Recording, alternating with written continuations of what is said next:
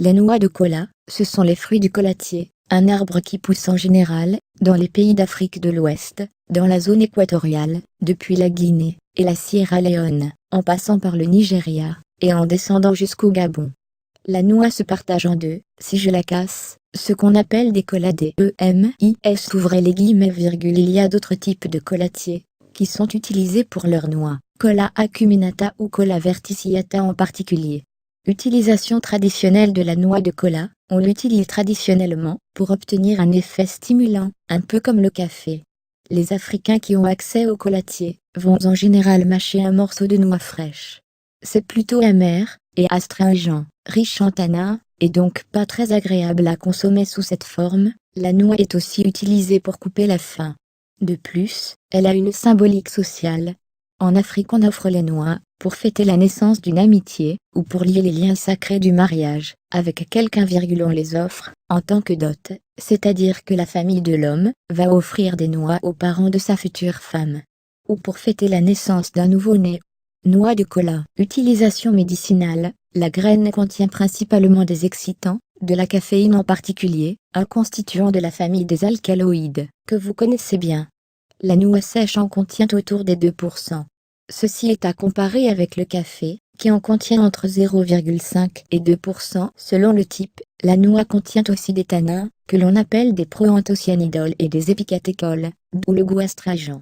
Je vous donne le nom de ces constituants, car ce sont des tanins particuliers, qui ont en général une action positive sur le système circulatoire et cardiovasculaire. Ils réduisent l'inflammation cardiovasculaire, ils protègent la paroi des veines et des artères, ils diminuent l'oxydation du LDL, et donc peuvent participer à la prévention de la plaque artérielle.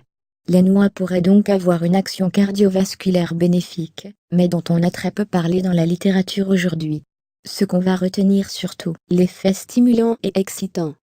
Des doses faibles à moyennes, permettent de combattre l'épuisement mental, la dépression et la tendance à la somnolence. Mais il nous dit aussi qu'à des doses plus fortes, la noix va provoquer une surstimulation, et donc va annuler les effets positifs. Normal, on reconnaît ici les propriétés de la caféine.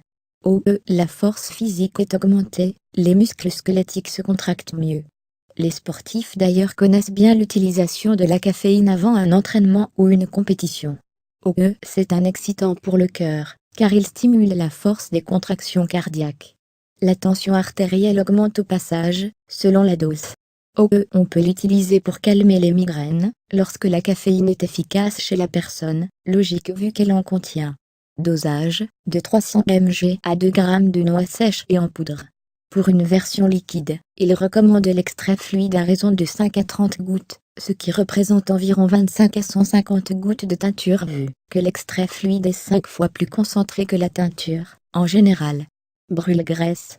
Figurez-vous qu'aujourd'hui, vous allez trouver de la noix de cola sur le marché sous forme de gélules, on va vous les vendre pour perdre du poids. C'est une vieille astuce de l'industrie du complément alimentaire. On vous fait prendre de la caféine, ça vous excite, au passage cela augmente votre métabolisme cellulaire. Et oui, car le stress crée cet effet sur votre corps, vous allez brûler plus de calories.